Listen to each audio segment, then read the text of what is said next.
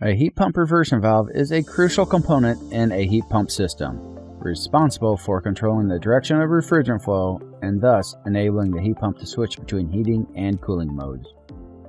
Reversing valves are often called four-way valves because they have 4 ports or connections for refrigerant flow. The discharge inlet line will always be the single line opposite the 3 other lines. The true suction line will always be a low pressure outlet in the middle of the 3 pipes and directly connected to the accumulator. Depending on the heat pump mode, the 2 outer lines will either be a discharge outlet or a suction inlet. The components of the reversing valve are the valve body, which is the main housing of the reversing valve. It contains various internal components and passages that control the refrigerant flow. Inside the valve body is a sliding mechanism that moves to change the flow of the refrigerant. The slider sits in the support frame, and pistons form a tight seal against the valve body. The valve seat forms a tight seal with a gasket on the bottom of the slider. The solenoid coil is an electromagnetic coil that receives electrical signals from the heat pump control system. The capillary tubes mimic the 4 pipes of the reversing valve. The pilot valve contains various components that respond to the heat pump's mode: the fixed core, the core spring, the core, the stem, which consists of a valve and gasket, and the valve seat. The pilot valve and valve body both direct the flow of refrigerant. The pilot valve's mechanical movement is by electromagnetic force, whereas the movement in the valve body is by refrigerant pressure. Let's take a closer look.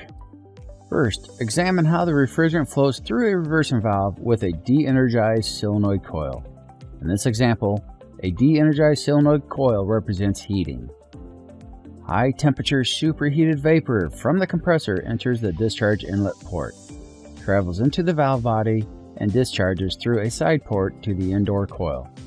The refrigerant travels through the refrigeration cycle and returns to the reversing valve as a low-pressure superheated vapor.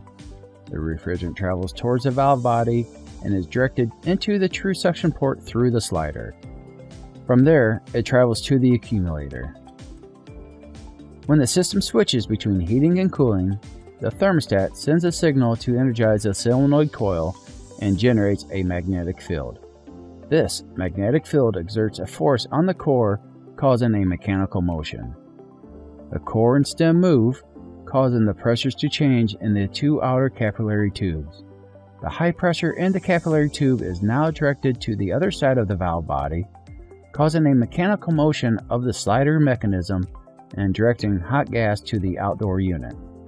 The refrigerant on the other side of the valve body depressurizes and flows back to the pilot assembly through the stem gasket and back to the low pressure suction line. When the thermostat satisfies the cooling call, the contactor at the heat pump de-energizes, but the solenoid stays energized. Without the discharge pressure from the compressor, the valve on the stem opens and equalizes all the pressures in the reversing valve. When the system switches between heating and cooling, the solenoid coil de-energizes.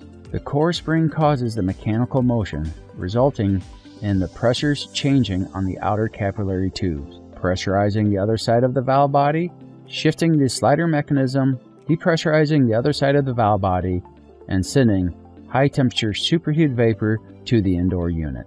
In this example, the de-energized solenoid valve results in heating. It's worth noting some manufacturers' reversing valves are de-energized for cooling. Thank you for watching the How It Works video series.